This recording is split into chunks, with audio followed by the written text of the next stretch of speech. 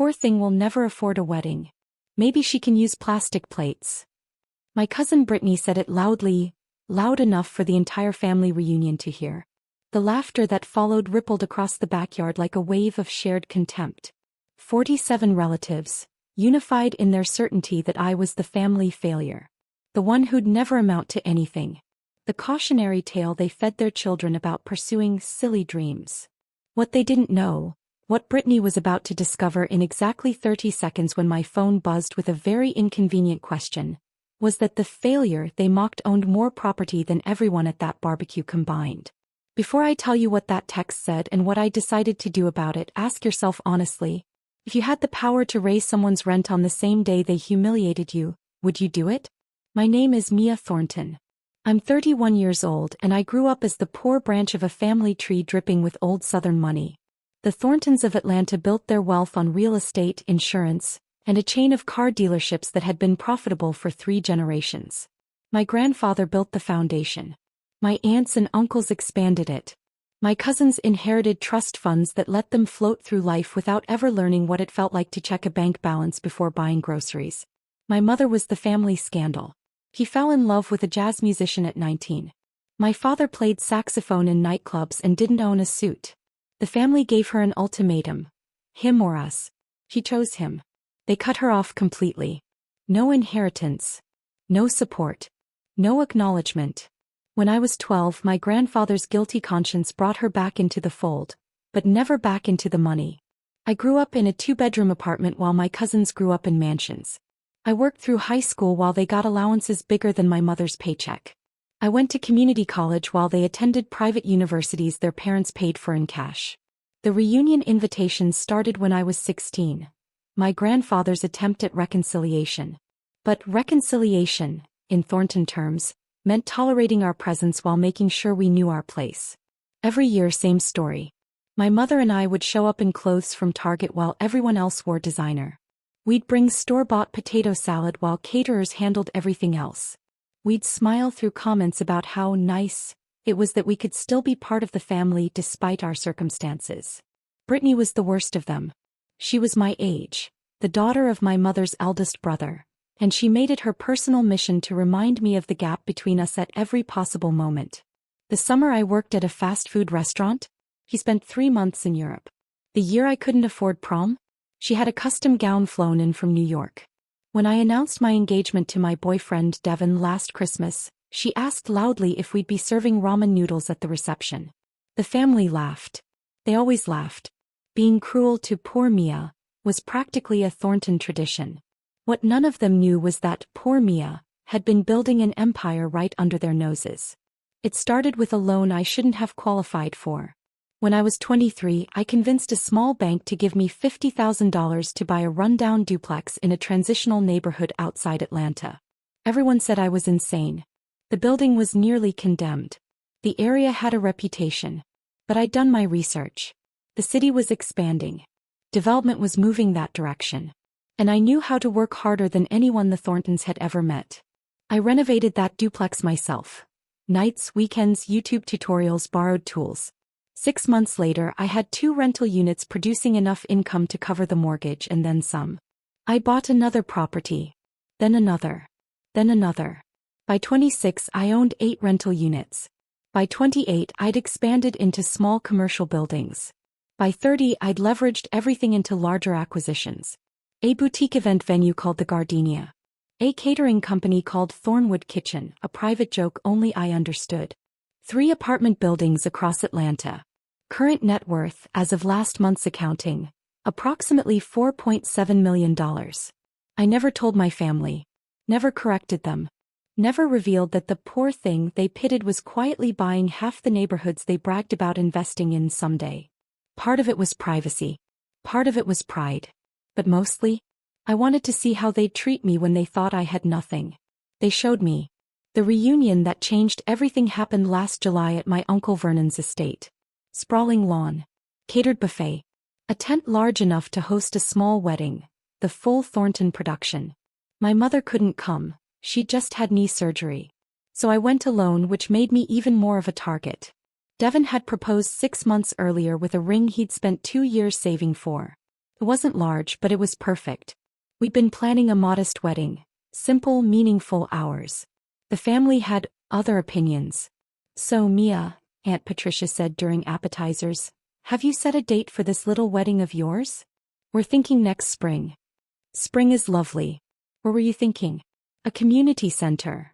She said it like the words tasted sour. We're still looking at venues. Venues. Britney slid beside me, champagne in hand, smile sharp as a paper cut. That's ambitious. Good venues cost money, Mia. Real money. I didn't respond. I just worry about you, Britney continued, her voice dripping with faux concern. Planning a wedding on a budget is so stressful. Maybe you could do something casual. A backyard barbecue. That would be more your speed. The relatives nearby chuckled. We'll figure it out, I said quietly. Will you though? Britney turned, addressing the broader group like she was announcing the evening's entertainment. Poor thing will never afford a wedding. Maybe she can use plastic plates. The laughter was loud and unanimous. Uncle Vernon snorted into his drink.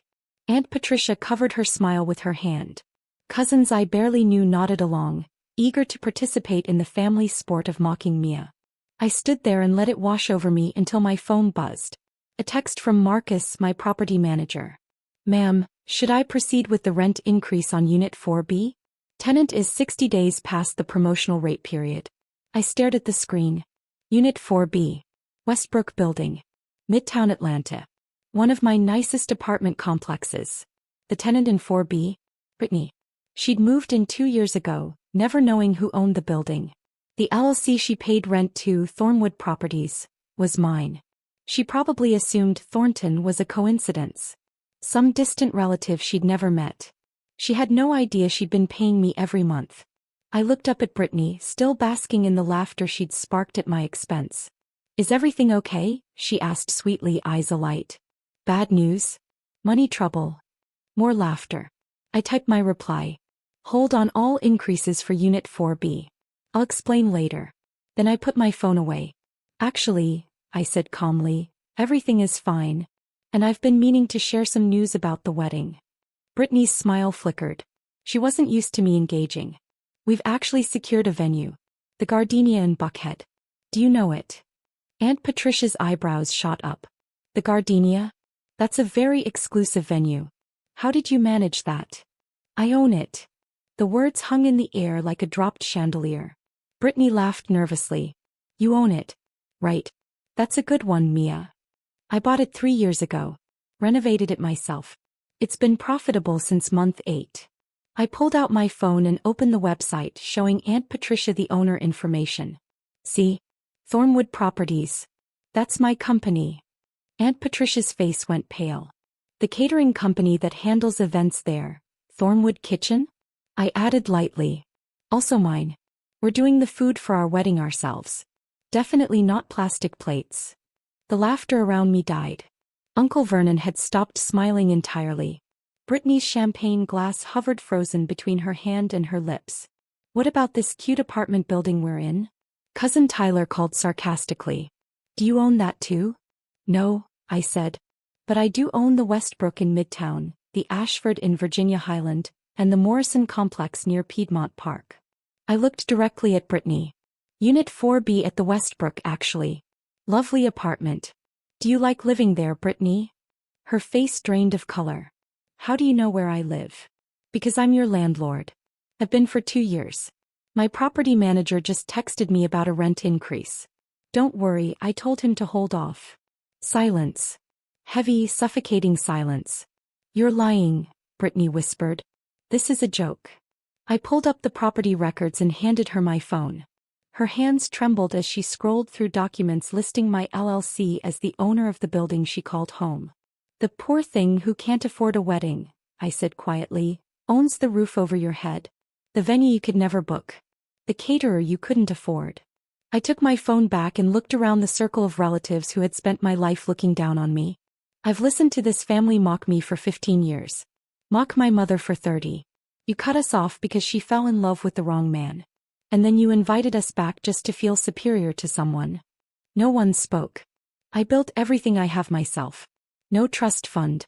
No inheritance. No family connections. While you were laughing at my Target clothes and my community college degree, I was acquiring properties, building businesses, and becoming a millionaire. Uncle Vernon finally found his voice. Mia, we didn't know. You didn't want to know, I said. It was easier to have someone to pity. Someone to prove the family money mattered. That being cut off was the worst fate imaginable. I picked up my purse. My mother chose love over money. She never regretted it. And neither do I. The difference is, I figured out how to have both. I reached the gate, then turned back. Oh, and Britney, your lease renewal is in 3 months. Don't worry, I'm not petty enough to raise your rent because you're cruel. But maybe next time, before you mock someone's finances, consider that you might be writing a check to them every month. And then I left. The aftermath was predictable chaos. My phone exploded with messages from relatives suddenly very interested in reconnecting. Britney's Instagram went private. Uncle Vernon reached out through my mother, wanting to discuss business opportunities. I ignored most of it. But the person I did speak to was my grandmother, my grandfather's widow, the quiet matriarch who had watched the family's behavior for decades. She called the morning after the reunion. Mia, she said warmly. I heard what happened. I'm sorry if I caused drama. Don't apologize, I told her. You did what I always hoped someone in this family would do. You proved that character matters more than inheritance. She paused. Your grandfather made a mistake cutting off your mother. I told him so every day until he died. But he was too proud to admit it. I know. I want you to know I'm proud of you, she said. What you built. Who you became. That's the real Thornton legacy. Not the money we were handed, the strength to build something from nothing.